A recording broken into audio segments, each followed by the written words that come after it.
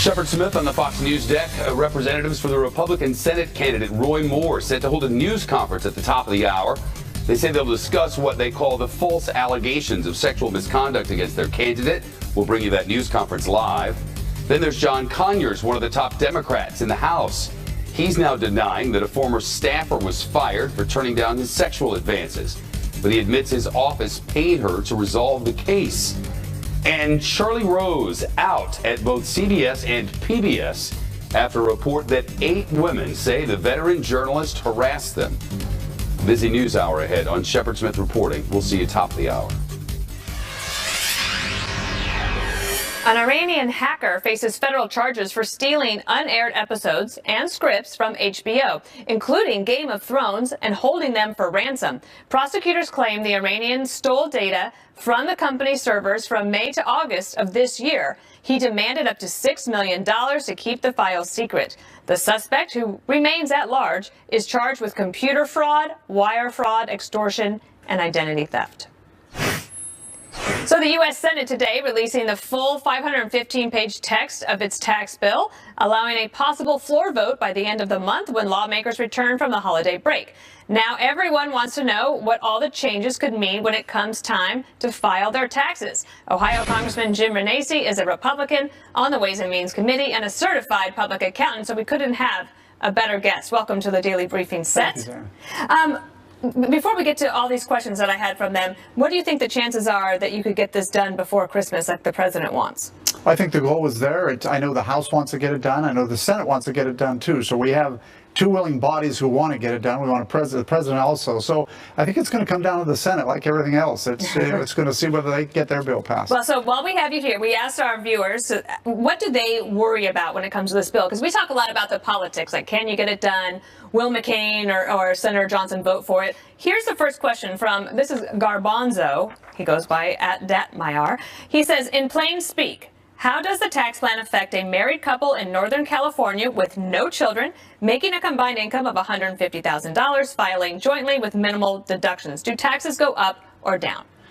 Based on the House plan, taxes will go down in that situation. Basically, you go from a $12,200 standard deduction to a $24,400 standard deduction, so they're going to get that break. And the other thing is we'll go from a 28% high rate at $150,000 to a 25% high rate, so they're going to get a little deduction there too. So nothing like putting a CPA on the hot seat for these questions. All right, number 2 is from a guy named DC. He says he lives in New York, a combined income of $160,000. Kids can't get a subsidized loan. Lots of college debt for us and them, state and local taxes. We need a break, not an increase. By the way, we both voted for Trump. So this is this issue of the state and local tax deductions that are eliminated in the bills. Well, keep in mind, 70% of Americans don't itemize now. After you double the standard deduction, 94% won't.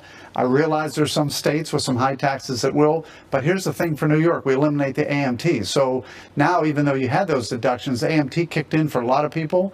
I know I was down in the makeup room and they were telling me it kicked in for them. So we're going to eliminate the AMT, and I think that'll help this taxpayer. Okay, so this is very useful. All right, Tim Truver wants to know, he says, I own a small landscaping business and will be buying a lot of equipment next year. Will I be able to write it off on year 1?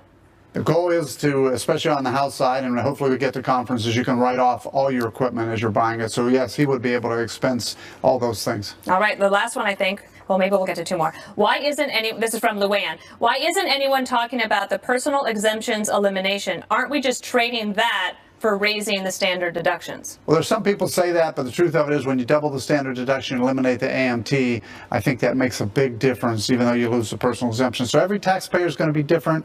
You almost have to look at your individual situation. It's like a speed round of accounting. Yeah. When you go to Thanksgiving, do you talk politics at all? You know, it's interesting. We originally didn't. Now we seem to talk a lot more, just because I'm a member of Congress. In the business world, of course, we didn't talk it. But yeah, we do talk it. We talk president. We talk all these issues. But we try and keep it to a minimum and talk about family more than anything. So if you want people to support the bill, what do you think they should tell their family members? Well, I think in the end, people are going to get a lower tax break. They're going to have more money in their pockets to spend on what they want. And we're also going to be able to drive this economy. That's what we need. We've had 8 years of 1.5% growth. We need to grow this economy. Well, I appreciate you being here. I think that was super useful. We'll have you back as people have more questions. I appreciate it. All right. Thanks for joining us, everybody. Congressman Jim Renacci. That was a great segment. Moving on. Was it an accident or an attack? We could soon learn new details on the death of a Border Patrol agent.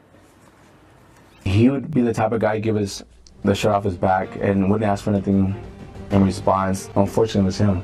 He was such a good guy, man. It was unfortunate.